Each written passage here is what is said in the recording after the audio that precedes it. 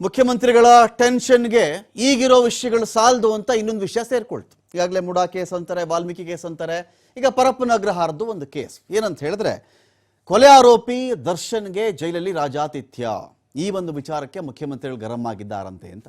ಏನಾಗುತ್ತೆ, ಜೈಲಲ್ಲಿ ನಡೀತಕ್ಕಂಥ ವಿದ್ಯಮಾನಗಳು ನಮ್ಮ ಸೋರ್ಸ್ನ ಮೂಲಕವಾಗಿ ನಮಗೂ ಸಿಗ್ತವೆ.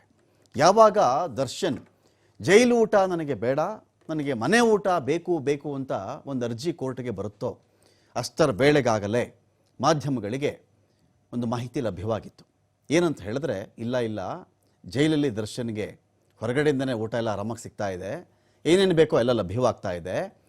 ಆ ಅಟೆನ್ಷನನ್ನು ಡೈವರ್ಟ್ ಮಾಡೋ ಸಲುವಾಗಿ, ಅಯ್ಯೋ ಪಾಪ ದರ್ಶನ್ಗೆ ಅಲ್ಲಿ ಊಟ ಸಿಗ್ತಿಲ್ವಂತೆ, ಮನೆ ಊಟ ಕೊಡ್ತಾ ಇಲ್ವಂತೆ, ಅಲ್ಲೇನೋ ಅವ್ರಿಗೆ ಪ್ರೋಟೀನ್ ಕಡಿಮೆ ಆಗ್ಬಿಡ್ತಂತೆ, ವಿಟಮಿನ್ ಕಡಿಮೆ ಆಗ್ಬಿಡ್ತಂತೆ, ಪೋಷಕಾಂಶಗಳ ಕೊರತೆಯಿಂದ ಒಡೆದಾಡ್ತಾ ಇದ್ದಾರಂತೆ, ಈ ಥರದ ಅರ್ಜಿಗಳು ಬರ್ತಾವಲ್ವಾ. ಈ ಅರ್ಜಿನ ನಾವೇನಂತೀವಿ ಮಾಧ್ಯಮದ ಒಂದು ಭಾಷೆಯಲ್ಲಿ ಕನ್ಫರ್ಮ್ಡ್ ನ್ಯೂಸ್ ಮತ್ತು ದಾಖಲೆ ಇರ್ತಕ್ಕಂಥ ನ್ಯೂಸ್ಗಳು. ಅರ್ಜಿಯಲ್ಲಿ ಏನು ಬರುತ್ತೋ ಅದನ್ನು ಮಾತ್ರ ನಾವು ಪ್ರಸಾರ ಮಾಡಬೇಕಾಗತ್ತೆ.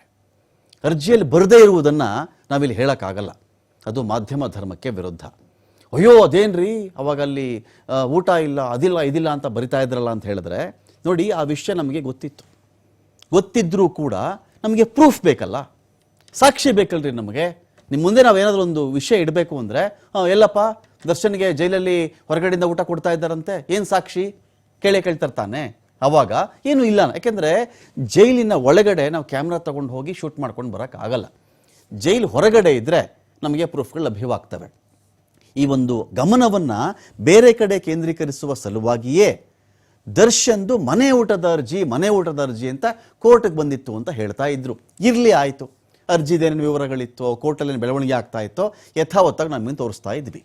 ಜೈಲಲ್ಲಿ ಇವಾಗ ಏನಾಗಿದೆ ಅಂತ ಹೇಳಿದ್ರೆ, ಏನು ಜೈಲಿಗೂ ಆಚೆಗೂ ವ್ಯತ್ಯಾಸನೇ ಇಲ್ಲ. ಕೈನಲ್ಲಿ ಕಡ ಬೇಕಾ, ಆನಂತರದಲ್ಲಿ ಕಾಫಿ ಬೇಕಾ, ಸಿಗರೇಟ್ ಬೇಕಾ, ಕಣ್ಣಿಗೆ ಕಂಡಿರೋದು ಮಾತ್ರ ನಾನು ಮಾತಾಡ್ತಾ ಇದ್ದೀನಿ. ಇದನ್ನು ಕನ್ಫರ್ಮ್ಡ್ ನ್ಯೂಸ್ ಅಂತಾರೆ. ನಾವ್ಯಾವತ್ತು ಅನ್ಕನ್ಫರ್ಮ್ಡ್ ನ್ಯೂಸನ್ನು ಪ್ರಸಾರ ಮಾಡೋಕ್ಕಾಗಲ್ಲ. ಅನ್ಕನ್ಫರ್ಮ್ಡ್, ಖಚಿತವಿಲ್ಲದ, ಸ್ಪಷ್ಟ ಮಾಹಿತಿ ಇಲ್ಲದ ಅಥವಾ ಸ್ಪಷ್ಟ ಸಾಕ್ಷ್ಯಗಳಿಲ್ಲದ ನ್ಯೂಸನ್ನು ಪ್ರಸಾರ ಮಾಡೋಕ್ಕಾಗಲ್ಲ. ಏನು ವ್ಯತ್ಯಾಸ? ಈಗ ಏನಾಯಿತು, ದರ್ಶನ್ ಜೈಲಿಗೆ ಹೋದ ತಕ್ಷಣ ಈ ಒಂದು ರೇಣುಕಾಸ್ವಾಮಿ ಕೊಲೆ ಕೇಸ್ಗೆ ಸಂಬಂಧಪಟ್ಟಂತೆ ಅನೇಕರು ಮಾತಾಡ್ತಾ ಇದ್ರು. ದರ್ಶನ್ನು ಪರವಾಗಿಲ್ಲ, ಮನುಷ್ಯ ಒಳ್ಳೆಯವನೇ, ಅವನ ಸಹವಾಸ ಸರಿ ಇಲ್ಲ ಅಂತ ಜನ ಮಾತಾಡ್ತಾ ಇದ್ದಿದ್ದು. ಸಹವಾಸ ಸರಿ ಇಲ್ಲ, ಸಹವಾಸದಿಂದನೇ ದರ್ಶನ್ ಹಾಳಾಗಿದ್ದು, ಇಂಥವ್ರ ಸಹವಾಸ ಮಾಡಿನೇ ಇದು ಒಂದು ಕೊಲೆ ಕೇಸ್ವರೆಗೂ ಕೂಡ ಇದೀಗ ತಲೆಗೆ ಬಂದು ಕೂತ್ಕೊಳ್ತು ಅಂತ ಹೇಳಿ. ಈಗ ಜೈಲ್ ಒಳಗಡೆ ಹೋದಾಗ ನಿಜವಾಗ್ಲೂ ಒಬ್ಬ ವ್ಯಕ್ತಿ, ಬೇರೆ ಬಿಟ್ಟುಬಿಟ್ರಿ, ಜೈಲ್ ಸೆಕ್ಯೂರಿಟಿ ಏನು ಹೇಳ್ತಾ ಇದ್ರೋ, ಮೀಡಿಯಾ ಏನು ಹೇಳುತ್ತೋ, ಬೇರೆ ಯಾರ್ದಾನ ಬಿಟ್ಟುಬಿಡಿ, ಈ ವ್ಯಕ್ತಿಗೆ ಒಬ್ಬರು ಪತ್ನಿ ಇದ್ದಾರೆ, ವಿಜಯಲಕ್ಷ್ಮಿ ಅಂತ ಹೇಳಿ, ಒಬ್ಬ ಮಗ ಇದ್ದಾನೆ, ನಿಜ ಅಲ್ವಾ? ಆ ಮಹಿಳೆಗಾದರೂ ಕೂಡ, ಆ ಪತ್ನಿಗಾದರೂ ಕೂಡ, ಆ ಪತ್ನಿಯ ಓಡಾಟ ಇದೆಯಲ್ಲ, ತೀರ್ಥಕ್ಷೇತ್ರಗಳು, ದೇವಸ್ಥಾನಗಳು, ಕೋರ್ಟ್ಗೋ, ಕಚೇರಿಗೋ, ಯಾರಾದರೂ ಲಾಯರ್ ಆಫೀಸ್ಗಳಿಗೋ, ಯಾರನ್ನ ಗೊತ್ತಿರೋರ ಬಳಿಗೋ, ಹೇಗಾದರೂ ಮಾಡಿ ತನ್ನ ಗಂಡನನ್ನು ಈ ಕೇಸಿಂದ ಆಚೆ ಬಿಟ್ಟುಬಿಡಿ ಎನ್ನುವ ಒಂದು ಪ್ರಯತ್ನ ಇದೆಯಲ್ಲ, ಈ ಮನುಷ್ಯ ದರ್ಶನ್ ಅನ್ನೋ ವ್ಯಕ್ತಿ ಆ ಪ್ರಯತ್ನಕ್ಕಾದರೂ ಒಂದು ಗೌರವ ಕೊಡಬೇಕಾಗಿತ್ತು ರೀ. ಸುತ್ತದೇ ಇರೋ ದೇವಸ್ಥಾನ ಇಲ್ಲ, ತರದೇ ಇರೋ ಪ್ರಸಾದ ಇಲ್ಲ, ವಾರಕ್ಕೆ 2 ಸಲ ಹಣ್ಣು ಇನ್ನೇನೋ ಒಂದಷ್ಟು ತಂದು ಕೊಡೋದು, ಜೈಲಿನ ಅಧಿಕಾರಿಗಳು ಪರ್ಮಿಷನ್ ಕೊಡ್ತಕ್ಕಂಥ ಒಂದು ವಿಚಾರಕ್ಕೆ ಅಷ್ಟೆಲ್ಲ ಕೊಟ್ಟು, ಅಷ್ಟೆಲ್ಲ ಒಬ್ಬರು ಈಚೆ ಒದ್ದಾಡ್ತಾ ಇದ್ದಾಗ ನಾನು ಇದನ್ನೆಲ್ಲ ಹೇಗೆ ಮಾಡಬಲ್ಲೆ? ಬೇರೆಯವರು ಬಿಟ್ಟುಬಿಡ್ರಿ, ಮೀಡಿಯಾ ಬಿಟ್ಟುಬಿಡ್ರಿ, ಜೈಲು ಸಿಬ್ಬಂದಿ ಬಿಟ್ಟುಬಿಡಿ, ಇನ್ನೊಂದೆಲ್ಲ ಬಿಟ್ಟುಬಿಡಿ, ಆ ಹೆಂಡತಿ ಮತ್ತು ಮಗನಿಗಾದರೂ ಕೂಡ ಒಂದು ಬದ್ಧತೆ ಬೇಡವೇನ್ರಿ ಮನುಷ್ಯನಿಗೆ? ಒಂದು ಸಣ್ಣ ಬದ್ಧತೆ. ಇದು ಆಚೆ ಹೋದರೆ ಈ ಸುದ್ದಿ ಏನಾಗುತ್ತೆ ನನ್ನ ಪರಿಸ್ಥಿತಿ? ಅಲ್ಲಿ ಆಚೆ ಅಷ್ಟು ಸರ್ಕಸ್ ಮಾಡ್ತಾ ಇದ್ದಾರೆ, ಸುತ್ತದೇ ಇರೋ ದೇವಸ್ಥಾನ ಇಲ್ಲ, ಸೋಮವಾರನೋ ಗುರುವಾರನೋ ಬರ್ತಾರೆ, ಮೀಟ್ ಮಾಡ್ಕೊಳ್ತಾರೆ, ಹೋಗ್ತಾ ಇದ್ದಾರೆ. ನಾನಿಲ್ಲಿ ಕಾಫಿ ಮಗ್ಗೆ ಹಿಡ್ಕೊಂಡು ಕೂತ್ಕೊಂಡು, ಈ ಕಡೆ ಸಿಗರೇಟ್ಸ್ ಎತ್ಕೊಂಡು ಕೂತ್ಕೊಂಡು, ನಮಗೆ ಲಭ್ಯ ಆಗಿರೋದ್ರಿ ಇನ್ನೂ ಇದೆ ಮಾಹಿತಿ. ನಾನು ಹೇಳಿದ್ನಲ್ಲ, ಅನ್ಕನ್ಫರ್ಮ್ಡ್ ನಾವು ಮಾತಾಡೋಕ್ಕಾಗಲ್ಲ. ಮಾಹಿತಿ ಬರುತ್ತೆ ನಮಗೆ, ಸಾಕ್ಷಿ ಕೊಡೋದು ಏನು ಕೊಡೋದು ನಾವು?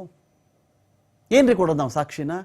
ಬಾಸ್ ಎಲ್ಲಿದ್ರು ಬಾಸೆ ಅಮ್ಮ, ಎಲ್ಲಿದ್ರು ಬಾಸೆ, ಓಹೋ ಮೀಡಿಯಾ ಹಂಗೆ ಹೇಳ್ತಾ ಇದ್ರು, ಹಿಂಗೆ ಹೇಳ್ತಾ ಇದ್ರು, ಹೆಂಗೆ ನಮ್ಮ ಬಾಸು, ಹೆಂಗೆ ಎಲ್ಲಿ ಕೂತಾರೆ ನೋಡಿ ಅಲ್ಲಿ ಬಾಸು, ಎಲ್ಲಿದ್ರು ಗೊತ್ತಮ್ಮ, ಅಲ್ವಾ? ಗೊತ್ತು. ಮನಃಪರಿವರ್ತನೆ ಅಂತ ಒಂದು ವಿಷಯ ಇದೆ ರೀ. ಏನಕ್ಕೆ ಹೋಗಿರೋದು ಒಳಗಡೆ? ಏನು ವಿಷಯಕ್ಕೆ ಹೋಗಿರೋದು? ಏನು ಆರೋಪ ಹೊತ್ಕೊಂಡು ಹೋಗಿರೋದು? ಒಂದು ಕೊಲೆ ಆರೋಪ ಹೊತ್ಕೊಂಡು ಹೋಗಿರೋದು. ಒಬ್ಬರ ದರ್ಶನ್ +16, ದರ್ಶನ್ ಜೊತೆಗೆ ಇನ್ನೂ 16 ಜನ ಇದ್ದಾರೆ ಈ ಕೇಸಲ್ಲಿ. ಯಾರೋ ಬಾಡಿ ಸಾಕ್ಸಕ್ಕೆ ಬಂದವರು ಅಂತನೂ ಒಂದು ಆರೋಪ ಇದೆ, ಯಾರೋ ಬಾಡಿ ಬಿಸಾಕಿದ್ರು ಅಂತನೂ ಒಂದು ಆರೋಪ ಇದೆ, ಯಾರೋ ಕ್ಯಾಬ್ ಓಡಿಸ್ಕೊಂಡು ಬಂದರು ಅಂತ ಇದೆ, ಯಾರೋ ಅಭಿಮಾನಿ ಸಂಘದ ಚಿತ್ರದುರ್ಗದಲ್ಲಿ ಅವ್ರನ್ನ ಕರ್ಕೊಂಡು ಬಂದರು ಅಂತನೋ ಇದೆ. ಹೊಡೆದವ್ರು ಯಾರೋ, ಕೊಂದವ್ರು ಯಾರೋ, ಬಾಡಿನ ಸೆಕ್ಯೂರಿಟಿ ರೂಮ್ಗೆ ಹಾಕ್ದವ್ರು ಯಾರೋ, ಬಟ್ಟೆಗಳನ್ನೆತ್ತು ಬಿಸಾಕಿ ಇನ್ಯಾವುದೋ ಶೋರೂಮ್ಗೆ ಹೋಗಿ ಕೊಂಡ್ಕೊಂಡವ್ರು, ಇಷ್ಟು ಜನ ಇದಾರಲ್ಲ ಇದರಲ್ಲಿ.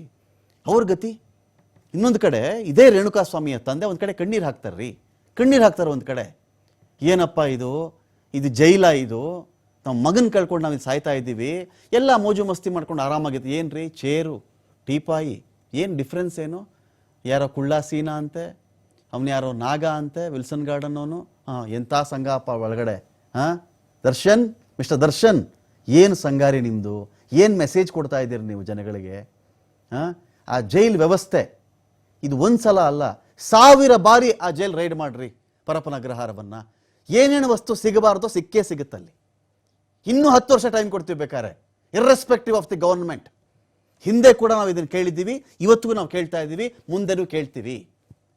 ಒಬ್ಬರು IPS ನೇಮಕ ಮಾಡ್ತಾರೆ, ಫ್ರೀಡಮ್ ಪಾರ್ಕ್ ಬಳಿಯಲ್ಲಿ ಅವರ ಒಂದು ಕಚೇರಿ ಇರುತ್ತೆ, ಅಥವಾ ಅಲ್ಲಿ ಕೂತಿರ್ತಾರೆ ಅವರು. ಜೈಲೊಳಗಡೆ ಎಷ್ಟು ಬಾರಿ ಹೋಗಿ ಬರ್ತಾರೆ ಮರಳಿ ಕೃಷ್ಣಮೂರ್ತಿ ಅವರು? ಎಷ್ಟು ತಡೆಯೋಕ್ಕಾಗತ್ತೆ? ಜೈಲ್ ಬಗ್ಗೆ ಇನ್ನೊಂದು ಮಾತೇನಿದೆ ಗೊತ್ತೇನ್ರಿ? 5,000 ಜನ ಅದಕ್ಕಿಂತ ಮಿಗಿಲಾಗಲ್ಲಿ ವಾಸ ಮಾಡ್ತಾರೆ. 5,000 ಜನಗಳ ಮನಸ್ಥಿತಿ 5,000 ಥರ ಇರುತ್ತೆ. 5,000 ಜನಕ್ಕೆ ಕೆಲವರು ನಿರಪರಾಧಿ ಇರಬಹುದು, ಕೆಲವರು ಅಪರಾಧಿ ಇರಬಹುದು, ಕೆಲವರು ವಿಚಾರಣಾಧೀನ ಖೈದಿ ಇರಬಹುದು. ಅಷ್ಟು ಜನಕ್ಕೆ ಅಷ್ಟು ರೀತಿಯ ಸಂಕಟಗಳು, ಅಷ್ಟು ಬೇನೆ, ಕಾಮ, ಕ್ರೋಧ, ಮದ, ಲೋಭ, ಸೇಡು, ಕಿಚ್ಚು, ಪಶ್ಚಾತ್ತಾಪ, ಪ್ರಾಯಶ್ಚಿತ್ತ, ಅಸಹಾಯಕತೆ, ಬಡವ, ಆರೋಪ, ಶಿಕ್ಷೆ, ಏನಿಲ್ಲ ಹೇಳಿ. ಇಷ್ಟು ಜನಗಳನ್ನು ಒಬ್ಬ ವ್ಯಕ್ತಿ ಅಲ್ಲೆಲ್ಲೋ ಕೂತ್ಕೊಂಡು ನಾನು ಹ್ಯಾಂಡಲ್ ಮಾಡಿಬಿಡ್ತೀನಿ ಅಂದರೆ ಇದು ಪ್ರಾಕ್ಟಿಕಲಿ ಇಂಪಾಸಿಬಲ್ ಅಂತ ಕೂಡ ಹೇಳುವವರಿದ್ದಾರೆ. ಇದರಾಚೆಗೂ ಎಲ್ಲಕ್ಕಿಂತ ವ್ಯವಸ್ಥೆ ದೊಡ್ಡದು ರೀ, ಒಂದು ಸಿಸ್ಟಮ್ ದೊಡ್ಡದು. ಇದೇ ಈ ಕಡೆ DCP ಗಿರೀಶು, ACP ಚಂದನ್ನು, ಅಷ್ಟು ಜನ police officers, DNA test, FSL test, finger print test, CCTV, ಮನೆಯದು, ಬಟ್ಟೆ, ಲುಮಿನಲ್ ಟೆಸ್ಟು, ಇದೆಲ್ಲ ಮಾಡಿಕೊಂಡು ನಾನು ಚಾರ್ಜ್ ಶೀಟ್ ಮಾಡ್ತೀನಿ ಅಂತ ರೆಡಿ ಆಗ್ತಾ ಇದ್ರೆ, ಜೈಲಿನ ಒಳಗಡೆ ಇದೇನ್ರಿ ಇದು? ರಣ ಅಟ್ಟಹಾಸ, ರಣಕೇಕೆ, ನಗು, ಈ ಹಸನ್ಮುಖ, ಏನೋ ಪಶ್ಚಾತ್ತಾಪದಲ್ಲಿದ್ದಾರಂತೆ, ಅಯ್ಯೋ ಬುಕ್ ಓದ್ತಾ ಇದ್ದಾರಂತೆ, ಏನೋ ಪರಿವರ್ತನೆ ಆಗ್ಬಿಡ್ತಾ ಇದ್ದಾರಂತೆ, ಸಾಕಾಗ್ಬಿಟ್ಟಿದ್ದಂತೆ, ಸಹವಾಸನೇ ಬೇಡ ಅಂತಿದ್ದಾರಂತೆ. ಮಾಡ್ತಿರೋ ಸಹವಾಸ ಯಾರ್ದು? ಗಾರ್ಡನ್ ನಾಗ, ಕುಳ್ಳ ಸೀನಾ ಜೊತೆಲಿ ಹಾಕ್ಕೊಂಡು ಟೀ ಕುಡ್ಕೊಂಡು, ಕೈನೆಲ್ಲ ಬಳೆ, ಇದೆಲ್ಲ ಅನುಮತಿ ಇದೆಯಾ? ಕೈನಲ್ಲಿ ಬಳೆ ಹಾಕೋಬೋದಾ? ಡ್ರೆಸ್ ಬಗ್ಗೆ ಇಲ್ಲ, ಡ್ರೆಸ್ ವಿಚಾರಣಾಧೀನ ಖೈದಿ, ಅಂಡರ್ ಟ್ರಯಲ್ ಪ್ರಿಸ್ನರ್ಸು ಯಾವುದೋ ವೈಟ್ ಬಟ್ಟೆ ಹಾಕ್ಕೊಂಡು ಎದೆ ಮೇಲೆ ನಂಬರ್ ಬರ್ಕೊಂಡಿರಬೇಕು ಅಂತೇನಿಲ್ಲ. ಬಟ್ ಬೇರೆಯವ್ರು ಬಿಟ್ಬಿಡ್ರಿ, ಮೀಡಿಯಾ ಬಿಟ್ಬಿಡಿ, ಒಂದು ವ್ಯವಸ್ಥೆ ಬಿಟ್ಬಿಡಿ, ಈ ಕಡೆ ಯಾರು ನಾವು ಮಾತಾಡ್ತಾರೆ ಬಿಟ್ಬಿಡಿ. ನಿಮ್ಮಷ್ಟಕ್ಕೆ ನಿಮಗೆ ಇರಬೇಕಾಗಿತ್ತಲ್ರಿ ಮಿಸ್ಟರ್ ದರ್ಶನ್, ನಿಮಗಾದ್ರೂ ಇರಬೇಕಾಗಿತ್ತಲ್ಲ, ನಮ್ಮೆಲ್ಲರದ್ದು ಬಿಟ್ಬಿಡ್ರಿ. ವೈಫ್ಗೆ, ಮಗನಿಗೆ ಏನು ಮೆಸೇಜ್ ಕೊಡ್ತಾ ಇದ್ದೀರಿ ಈ ಮೂಲಕ? ನೀವು ನಿಮ್ಮ ಹೆಂಡತಿಗೆ, ನಿಮ್ಮ ಮಗನಿಗೆ ಏನು ಮೆಸೇಜ್ ಕೊಡ್ತಾ ಇದ್ದೀರಿ? ಸಖತ್ತಾಗಿದ್ದೀನಿ ನಾನು ಜೈಲೊಳಗಡೆ, ನಾನು ಯಾರು ಏನು ಮಾಡ್ಕೊಳಕ್ಕಾಗಲಿಲ್ಲ. Still you are under trial prisoner mister Darshan, ವಿಚಾರಣಾಧೀನ ಖೈದಿ ನೀವು ಇನ್ನೂ ಕೂಡ. ಕೇಸ್ ಶುರುವಾಗುತ್ತೆ, 10 ದಿನನೋ 15 ದಿನದ ಒಳಗಡೆನೋ ಒಂದು ಚಾರ್ಜ್ ಶೀಟ್ ಆಗುತ್ತೆ, ಇರಲಿ, ತೀರ್ಪೇನಾದರೂ ಬಂದ್ಕೊಳ್ಳಿ. ಬಟ್ ನಿಮಗೆ ಇದು ಸರಿ ಅನಿಸ್ತಾ ಇದೆಯಾ? ಯಾರೋ ದುಡ್ಡು ಕೊಟ್ಟರೆ ಸೌಲಭ್ಯ ಸಿಗಬಹುದು ರೀ, ಏನು ಯಾರಿಗೂ ದೊಡ್ಡ ರಹಸ್ಯನಾ ಇದು? ಜೈಲೊಳಗಡೆ ಏನು ನಡೀತಿಲ್ಲ ಅಂತ ದೊಡ್ಡ ರಹಸ್ಯ ಏನ್ರಿ? ಇಲ್ಲಿ ಫ್ರೀಡಮ್ ಪಾರ್ಕಲ್ಲಿ ಜೈಲು ಇತ್ತಲ್ಲ, ಸೆಂಟ್ರಲ್ ಜೈಲು, ಅವಾಗೂ ಇತ್ತೇವೆಲ್ಲ. ಚೆಂಡುಗಳ ಮೂಲಕ ಗಾಂಜಾ ಬರ್ತಿತ್ತು ಒಳಗಡೆ, ಬಾಲ್ ಒಳಗಡೆ ಹಾಕ್ಬಿಟ್ಟು ಕಳಿಸ್ತಾ ಇದ್ರು. ಈಗಲೂ ಒಂದು ವಾಟರ್ ಬಾಟ್ಲ್ ಎಷ್ಟು ಒಳಗಡೆ ಹೋಗುತ್ತೆ ನಮ್ಗೆ ಗೊತ್ತಿದೆ. ಅದು ಯಾವ್ಯಾವ್ದ್ರ ಮೂಲಕ ಏನು ಸಪ್ಲೈ ಆಗುತ್ತೆ ಗೊತ್ತಿದೆ. ಮೊಬೈಲ್ಗಳು ಸಿಕ್ಕಿಲ್ವಾ? ಮೊಬೈಲ್ ಸಿಕ್ಕಿಲ್ಲ ಜೈಲೊಳಗಡೆ ಹಿಂದೆ ರೈಡ್ ಮಾಡಿದಾಗ. ವೆಪನ್ಗಳು ಸಿಕ್ಕಿಲ್ಲ ಹಿಂದೆ. ಫೋನ್ಗಳು ಎಷ್ಟು ಜನಕ್ಕೆ ಕಾಲ್ ಹೋಗಿದೆ ಸಿಕ್ಕಿಲ್ಲ. ಎಷ್ಟು ಜನ ಜೈಲು ಒಳಗಡೆ ಕೂತ್ಕೊಂಡು ರಿಯಲ್ ಎಸ್ಟೇಟ್ ವ್ಯವಹಾರ ಮಾಡ್ತಾರೆ ನಮಗೆ ಗೊತ್ತಿರಲಿಲ್ವಾ? ರೈಡ್ ಮಾಡಿದಾಗ ಸಿಕ್ಕಿಲ್ಲ. ಬರೀ ಒಂದು ಜೈಲಲ್ಲ ನಾವು ಮಾತಾಡ್ತಿರೋದು, ಕರ್ನಾಟಕದ ಅಷ್ಟೂ ಜೈಲುಗಳು ಇದೆ ಹಣೆ ಬರಹ. ಹೇಳ್ತಾರೆ ಆ ಸಿಬ್ಬಂದಿಗಳನ್ನ ಆತ್ಮೀಯವಾಗಿ ಮಾತನಾಡಿಸ್ ನೋಡಿ, ಸಾರ್ ಒಂದೊಂದು ವಿಕಾರಗಳಿಲ್ಲಿ, ಒಂದೊಂದು ವಿಕಾರಗಳಿವೆ, ಒಂದೊಂದು ವಿಕಾರ ನಾವು ಹ್ಯಾಂಡಲ್ ಮಾಡೋಕ್ಕೆ ನಮಗೆ ನಮ್ಮ ಜೀವ ಬಸ್ತು ಹೋಗ್ಬಿಡುತ್ತೆ ಅಂತಾರೆ. ಇನ್ನು ಕೆಲವರು ದುಡ್ಡು ಮಾಡ್ಕೊಂಡಿರೋರು ಇದಾರಲ್ಲಿ. ಏನು ಮಾಡೋಣ ಹೇಳಿ ಇದಕ್ಕೀಗ? ನಿಮ್ಮದೇನ್ರಿ, ನಿಮ್ಮ ಅಂತಃಕರಣ ಏನು ಹೇಳ್ತಾ ಇದೆ ಈ ಟೈಮಲ್ಲಿ? ನಿಮ್ಮ ಆತ್ಮಸಾಕ್ಷಿ ಏನು ಹೇಳ್ತಾ ಇದೆ? Is it fair enough mister Darshan? Is it fair enough? ನಿಮ್ಮ ವೈಫ್ಗೆ, ಅವರ ಪ್ರಯತ್ನಗಳಿಗೆ, ಅವರ ಅಲೆದಾಟಕ್ಕೆ, ನಿಮ್ಮ ಮಗನಿಗೆ ಮೆಸೇಜ್ ಕೊಡ್ತಾ ಇದ್ದೀರಾ ಇದು? Is is the message which you are going to give to your wife and your children or your son? ಆದರೆ ನಿಮ್ಮ ನಂಬಿಕೊಂಡಿರೋರಿಗೆ, ನಿಮ್ಮ ತಾಯಿಗೆ, ನಿಮ್ಮ ಸಹೋದರನಿಗೆ ಇದಾ ಮೆಸೇಜ್ ನೀವು ಕೊಡೋದು? ಆ ಸಿಬ್ಬಂದಿ ಸಸ್ಪೆಂಡು, ಈ ಸಿಬ್ಬಂದಿ ಸಸ್ಪೆಂಡ್, ಎಸ್ ಆಗಲೇಬೇಕು. ನೆಕ್ಸ್ಟ್ ಅದೇ ಪ್ಲೇಸ್ಗೆ ಇನ್ನೊಂದು 7 ಜನ ರೆಡಿ ಆಗ್ತಾರೆ ರೀ, ಹೇಳಿ ಅದೇ ಕಥೆನೇ, ಅಲ್ಲಿಂದನೇ ಆಪ್ರೇಟ್ ಅಂತೆ. ಇದು ಸಾಲ ವಿಡಿಯೋ ಕಾಲ್ ಬೇರೆ. ಏನ್ರಿ ಇದು? ವಿಡಿಯೋ ಕಾಲ್ ಒಳಗಡೆ ಸಾಲದು ಅಂತ ಆಚೆ ಸಂಪರ್ಕಗಳು ಏನಾಗಿಲ್ಲ, ಹೆಂಗೆ ಕದರ್ರು ಬಾಸ್. ಏನು ರಿಯಾಲಿಟಿ ಶೋಗೆ ಹೋಗಿದ್ದೀರಾ ಒಳಗಡೆ? ರಿಯಾಲಿಟಿ ಶೋನಾ ಇದು? ಬಾಸ್ ಯಾವ ಬಾಸ್ ಇದು? ಯಾವ ಬಾಸ್ ರೀ? ಯಾವ ರಿಯಾಲಿಟಿ ಶೋ ಇದು? ನಿಮ್ಮ ಮನ ಪರಿವರ್ತನೆಗೆ ಹೋಗಿದ್ದೀರಾ? ಕಾನೂನಿಗೆ ಬದ್ಧರಾಗಿ ಪೊಲೀಸ್ ಅರೆಸ್ಟ್ ಮಾಡೋದ್ರಲ್ಲಿ ಹೋಗಿ ಕೂತಿದ್ದೀರಾ ನೀವಲ್ಲಿ? ರಿಯಾಲಿಟಿ ಶೋ ಏನಾಗಿಲ್ಲ, ಟೀಪಾಯ್ ಹಾಕೊಂಡು ಚೇರ್ ಹಾಕೊಂಡು. ವ್ಯತ್ಯಾಸ ಏನ್ರಿ? ವ್ಯತ್ಯಾಸ ಏನು? ದುಡ್ಡಿದ್ರೆ ಏನು ಬೇಕಾದ್ರೂ ಆಗುತ್ತೆ ಅನ್ನೋದಕ್ಕೆ ನೀವು ಉದಾಹರಣೆ ಆಗ್ತಾ ಇಲ್ವಾ? Don't you think so? ಇದು ನಿಮ್ಮನ್ನ ಹೊರಗಡೆ ತರಬೇಕು ಅಂತ ನಿಮ್ಮ ಕುಟುಂಬ ಮಾಡ್ತಿರೋ ಪ್ರಯತ್ನ ಇದೆಯಲ್ಲ, ನಿಮ್ಮ ಅಭಿಮಾನಿಗಳು ಹರಕೆ ಹೊತ್ಕೊಳ್ತಾ ಇದ್ದಾರಲ್ಲ. ಯಾರೋ ನಾನು ಚಪ್ಪಲಿ ಹಾಕಲ್ಲ ಅನ್ನಂತೆ, ನಾನು ಚಪ್ಪಲಿನೇ ಹಾಕಲ್ಲ, ಬಾಸ್ ಬರೋವರೆಗೂ ನಾನು ಚಪ್ಪಲಿ ಹಾಕೊಳ್ಳಲ್ಲ. ಅಭಿಮಾನ ಏನಕ್ಕೆ ಅಭಿಮಾನ ಹೇಳಿ? ಅಷ್ಟೋ ಜನದ ಅಭಿಮಾನ ಏನಕ್ಕಿದೆ ಹೇಳಿ? ನಿಮ್ಮ ನಟನೆಗೆ, ನಿಮ್ಮ ಕಲೆಗೆ. ನೀವೊಂದು ಒಳ್ಳೆ ಕಲಾವಿದ, 6 ಅಡಿ ಮೇಲೆ ಹೈಟ್ ಇದ್ದೀರಾ, ಚೆನ್ನಾಗಿ ಅಭಿನಯಿಸ್ತೀರಾ, ಒಳ್ಳೆ ತಂದೆ, ಅವರು ದೊಡ್ಡ ಕಲಾವಿದರಾಗಿದ್ದರು, ಅವ್ರ ಮಗ ನೀವು. ಇದಕ್ಕೆ ಅಭಿಮಾನ ಕೊಟ್ಟಿರೋದು ನಿಮ್ಮ ಸಿನಿಮಾ ಆದ ನಟನೆಗೆ, ನಿಮ್ಮ ಕಲೆಗೆ ಒಂದು ಬೆಲೆ ಕೊಟ್ಟಿರೋದು ಜನ ಅಲ್ಲಿ. ಅದನ್ನು ತಂದು ಯಾವುದೋ ಒಂದು ಕೊಲೆ ಆರೋಪ ಆಗ್ಬಿಟ್ರು ಕೂಡ ಅದೇ ಅಭಿಮಾನ. ಕೊಲೆ ಮಾಡಿದ್ರೆ ಏನು ಬಾಸು ಆರೋಪಿ ಅಷ್ಟೇ, ಅಪರಾಧಿ ಅಲ್ಲ, ಅದೊಂದು ಆಯಿತು. ನಂಬರ್ ಬರ್ಕೊಳ್ಳೋದು ಅದೊಂದಾಯಿತು, ಹೇರ್ ಸ್ಟೈಲ್ ಅದೊಂದಾಯಿತು. ಎಲ್ಲ ನೋಡ್ತಾ ಇದ್ದೀವಲ್ವಾ? ಏನು ಮೆಸೇಜ್ ಕೊಡ್ತಾ ಇದ್ದೀರಿ? Cinema is a powerful media, ತುಂಬ ಶಕ್ತಿಶಾಲಿ ಮಾಧ್ಯಮ ಸಿನಿಮಾ ಅನ್ನೋದು. ನೀವೇನು ಮಾಡ್ತೀರೋ ಅದನ್ನು ಫಾಲೋ ಮಾಡ್ತಾರೆ. Seeing is believing. ನೀವೇನು ಡೈಲಾಗ್ ಹೊಡಿತೀರೋ ಅದೇ ಡೈಲಾಗ್ ಇಲ್ಲಿ. ನೀವು ಯಾವ ಥರ ಚಪ್ಪಲಿ ಹಾಕ್ತೀರೋ ಅದೇ ಚಪ್ಪಲಿ, ನೀವು ಶರ್ಟ್ ಹಾಕಿದ್ರೆ ಅದೇ ಚಪ್ಪಲಿ, ನೀವು ಪ್ಯಾಂಟ್ ಹಾಕಿದ್ರೆ ನೀವು ಅದೇ ಶರ್ಟು, ನೀವು ಪ್ಯಾಂಟ್ ಹಾಕಿದ್ರೆ ಅದೇ ಪ್ಯಾಂಟು. ಅದನ್ನು ಇಮಿಟೇಟ್ ಮಾಡ್ತಾರೆ ಜನ. ಸೊ ಹಾಗಿದ್ದಾಗ ನಾನು ಜೈಲಲ್ಲಿದ್ದರೂ ಆರಾಮಾಗಿದ್ದೀನಿ, ನಾನು ವಿಡಿಯೋ ಕಾಲ್ ಮಾಡ್ಕೊಂಡಿದ್ದೀನಿ, ನನಗೆ ಜೈಲೆಲ್ಲ ಸಿಗ್ತಾ ಇದೆ.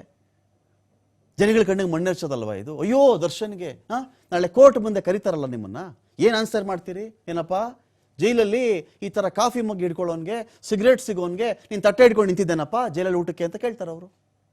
ಜೈಲು ಅಧಿಕಾರಿಗಳೇ ಆಗಲಿ, ಜೈಲು ಅಧಿಕಾರಿಗೆ ಏನ್ರಿ ರಿಪೋರ್ಟ್ ಕೊಟ್ರಿ ನೀವು ಅವತ್ತು?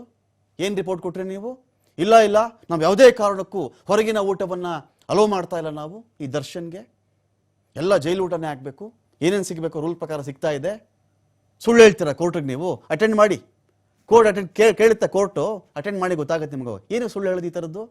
ತಟ್ಟೆ ಇಟ್ಕೊಂಡು ನಿಂತ್ಕೋತಾ ಇದ್ದೇನೆ ರೀ ಮನುಷ್ಯ, ಜೈಲು ತಟ್ಟೆ ಇಟ್ಕೊಂಡು ನಿಂತ್ಕೋತಾ ಇದ್ನ ಊಟಕ್ಕೆ ಹೇಳಿ.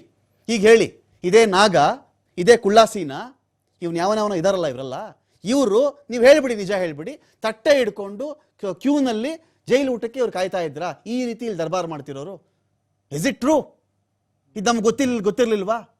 ನಮ್ಮ ಹತ್ರ ಪ್ರೂಫ್ ಇರಲಿಲ್ಲ ಅಷ್ಟೇ. ಜೈಲು ಒಳಗಡೆ ಶೂಟ್ ಮಾಡೋಕ್ಕಾಗಲ್ವಲ್ಲ ನಾವು? ಇದು ವಿಚಾರ ಇದೆ ಇಲ್ಲಿ. ಇದೇ ವಿಚಾರಕ್ಕೆ ಸಂಬಂಧಪಟ್ಟಂತೆ ಇದೀಗ ಸಿದ್ದರಾಮಯ್ಯ ಗರಂ ಆಗಿದ್ದಾರೆ. 7 ಅಧಿಕಾರಿಗಳನ್ನ ಅಮಾನತು ಮಾಡಿದ್ದೀವಿ ನಾವು ಅಂತ ಕೂಡ ಸಿಎಂ ಹೇಳಿದ್ದಾರೆ. ದರ್ಶನ್ ಅಂಡ್ ಗ್ಯಾಂಗ್ ಅನ್ನ ಬೇರೆ ಜೈಲಿಗೆ ಶಿಫ್ಟ್ ಮಾಡಲಾಗುತ್ತೆ. ಹಿರಿಯ ಅಧಿಕಾರಿಗಳ ಮಟ್ಟದಲ್ಲಿ ಚರ್ಚೆ ಮಾಡಿಕೊಂಡು ನಿರ್ಧಾರ ಮಾಡ್ತೀವಿ. ದುಡ್ಡಿದ್ರೆ ಎಲ್ಲಾ ಸೌಲಭ್ಯ ಸಿಗುತ್ತೆ ಅಂತ ಒಂದು ಕಡೆ ಪ್ರಹ್ಲಾದ್ ಜೋಶಿ ಆರೋಪವನ್ನು ಮಾಡ್ತಾರೆ. ಬಡವರಿಗೆ ಜೋಶಿ ಅವರ ಕೊಡುಗೆ ಏನ್ರಿ, ಅವರಿಗೆ ನೈತಿಕತೆ ಇದೆ ಅಂತ ಕೂಡ ಒಂದು ಕಡೆ ಕಿಡಿಕಾರಿದ್ದಾರೆ. ಇನ್ನು ಗೃಹ ಸಚಿವರು ಪರಪ್ಪನ ಅಗ್ರಹಾರಕ್ಕೆ ಭೇಟಿ ಕೊಡ್ತಾ ಇದ್ದಾರೆ ಕೂಡ. ರಿಪೋರ್ಟ್ ಬಂದ ಬಳಿಕ ಹಿರಿಯ ಅಧಿಕಾರಿಗಳ ವಿರುದ್ಧವೂ ಕ್ರಮ ಅಂತ ಅವರು ಮಾತಾಡಿದ್ದಾರೆ. ಇಲ್ಲ ಪರ ಏನೂ ಇಲ್ಲ, ವಿರೋಧನೂ ಇಲ್ಲ, but there is a lapse on the part of the officers concerned. ನಾವೀಗಾಗಲೇ 7 ಜನನ ಸಸ್ಪೆಂಡ್ ಮಾಡಿದ್ದೀವಿ, ಇನ್ನು ಕೆಲವ್ರನ್ನ ಸಸ್ಪೆಂಡ್ ಮಾಡಬೇಕಾಗಿದೆ. ಇವತ್ತು ಹೋಮ್ ಮಿನಿಸ್ಟ್ರಿಗೆ ಹೇಳಿದ್ದೀನಿ, ಅಲ್ಲಿ ವಿಸಿಟ್ ಮಾಡಿ ಯಾರು ಇದಕ್ಕೆಲ್ಲ ಅವಕಾಶ ಮಾಡಿಕೊಟ್ಟಿರ್ತಕ್ಕಂಥವ್ರು ಯಾರು ನೋಡಿ ಅವ್ರ ಮೇಲೆ ಕ್ರಮ ತಗೋಬೇಕು ಅಂತ ಹೇಳಿದ್ದೀನಿ. ಅದನ್ನು ಕೂಡ ಯೋಚನೆ ಇದೆ, ಬೇರೆ ಕಡೆ ಶಿಫ್ಟ್ ಮಾಡಬೇಕಾ ಬೇಡ ಅಂತಕ್ಕಂಥದ್ದು ಅದು ಕೂಡ ಯೋಚನೆ ಇದೆ. ಅಧಿಕಾರಿಗಳ ಮಟ್ಟದಲ್ಲಿ ನಡೆದಿರ್ತಕ್ಕಂಥ ಕೆಲಸ ಬಹುಶಃ ದುಡ್ಡು ತಗೊಂಡು ಮಾಡಿದಾರ ಏನು ಕಥೆ ಅನ್ನೋದು ಗೊತ್ತಿಲ್ಲ, ಎಂಕ್ವೈರಿ ಮಾಡಿಸ್ತೀವಿ. ಬಟ್ ಈಗಾಗಲೇ 7 ಜನರನ್ನ ಸಸ್ಪೆಂಡ್ ಮಾಡಿದ್ದೀವಿ. ಇನ್ನು ಯಾರು ಸೀನಿಯರ್ ಆಫೀಸರ್ಸ್ಗಳಿದ್ರೆ ಅವ್ರನ್ನೂ ಕೂಡ ಸಸ್ಪೆಂಡ್ ಮಾಡ್ತೀವಿ. ಹಿರಿಯ ಅಧಿಕಾರಿಗಳನ್ನು ಸಸ್ಪೆಂಡ್ ಮಾಡಲಿಕ್ಕೆ ಇವತ್ತು ಹೋಮ್ ಮಿನಿಸ್ಟರ್ ಭೇಟಿ ಕೊಡ್ತಾ ಇದ್ದಾರೆ ಜೈಲಿಗೆ. ಅವರು ಜೈಲಿನಿಂದ ಅವ್ರು ಏನು ಅಲ್ಲಿ ವರದಿ ತಗೋತಾರೆ ಅದ್ರ ಮೇಲೆ ವಿಲ್ ಟೇಕ್ ಆಕ್ಷನ್. ಇಲ್ಲ ಪರ ಏನೂ ಇಲ್ಲ, ವಿರೋಧನೂ ಇಲ್ಲ.